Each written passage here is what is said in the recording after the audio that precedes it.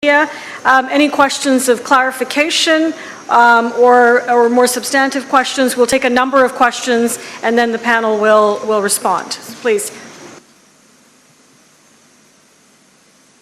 Hello. You stand, please, as well, just so we can see you. Not sure it's on. Is it on? Yeah. Okay. My name's Sarah Bosley. Better talk close. Health editor of The Guardian. Question actually largely for Madame Dreyfus.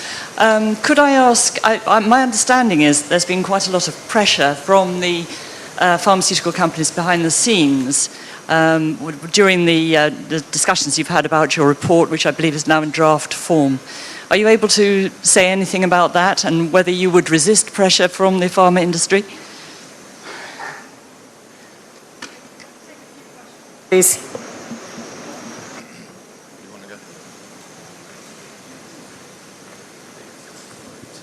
Thank you very much. My name is Byron Adonis Mtingwende, the editor of Spiked ZW, online from Zimbabwe. My question is, there appears to be problems around intellectual property. What is the level of engagement with, say, the ARIPO, the African Regional Intellectual Property Organization, or the International Property Organization? What is their representation at such a meeting? I thank you. Thank you. Shall we take a few more questions? Any other questions or comments? My name is Helen Go for Cameroon Radio Television. Many middle-income countries, like my country, Cameroon, relies a lot on the Global Fund to fund its AIDS programs. My question is directed specifically to the UN Secretary General. What can you say, what should African countries do to support their programs more and not rely exclusively on external help? Okay. Last one. Before we hand over to the panel, please, last one. Sean Bambra, the Varsity, Toronto, Canada. This is for the panel. How do you feel that the Trans-Pacific Partnership and new trade agreements will affect access to essential medicines, especially in the context of HIV/AIDS? Thank you very much. I'm going to hand over to Madame Dreyfus, the co-chair of the high-level panel, to respond to the questions. So the first one is very much about pressure behind the scenes and how the panel is coping with that. Another question about how intellectual property organizations at the regional and at the global level, ARIPO or WIPO, are involved in the work of the panel. A question about the Trans-Pacific Partnership, a big trade agreement, and how we see how that might be affecting HIV. And there was one question over there that I would like, we'll come back to that for a clarification from the person who asked the question. But those three, over to you, Madam. Thank you. I wouldn't speak about pressure, or we are so resistant to pressure that we do not feel them. That's possible also. But I can just say that we had representative of the pharmaceutical industry and the generic industry, the innovative and the generic industry in the panel, and they were real good members, and they wanted also to bring a result that is a result going beyond the situation of today. So no pressure or no sensitiveness to pressure, Madam. The second question was on the participation on the other agencies who are responsible for IP or for trade. I can say, and perhaps this should be added also by Mandeep Dhaliwal, that in the expert advisory group, they were all represented and very active also, and we received from them many inputs that we took into the large range also, the 182 contribution we received from very different sides.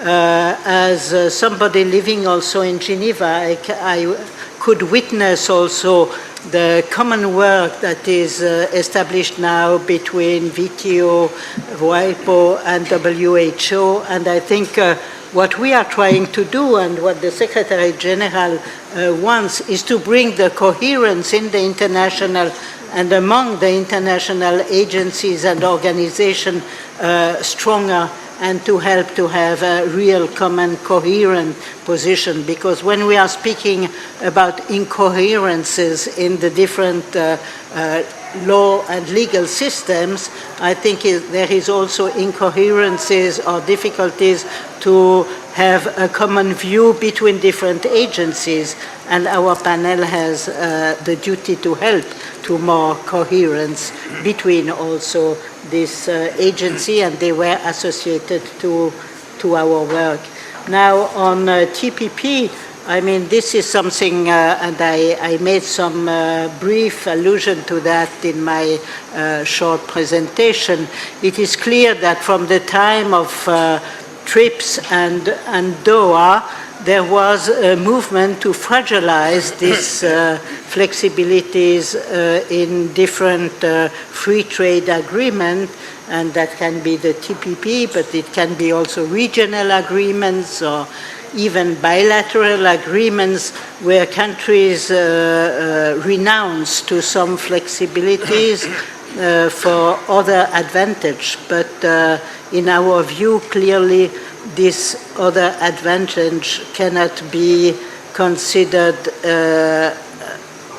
legitimate if they threaten the right of health and the human rights. We had one final question from a member of the media asking, and maybe Madame Mutsoso will give this question to you, about what do we expect from African countries to be able to deliver treatment to their people? It was more about funding as to how we can consider this. I can say that we've looked at innovative financing, for instance, that is based on airport tax, that was followed by the few countries led by Brazil, Norway, as well as other countries like Chile, France, and so on.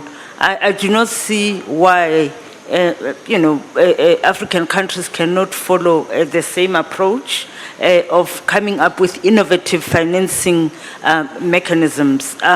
Airport tax is one, but there are other floating ideas, for instance, with the red ribbon, which is based on the transaction tax arrangements where people use their credit cards, and they can be, for every cent that is collected, it can be put into a pool fund. There are a whole lot of other innovative ideas using mobile technology transactions to look at financing. And those are the kind of things that can be discussed in the continent.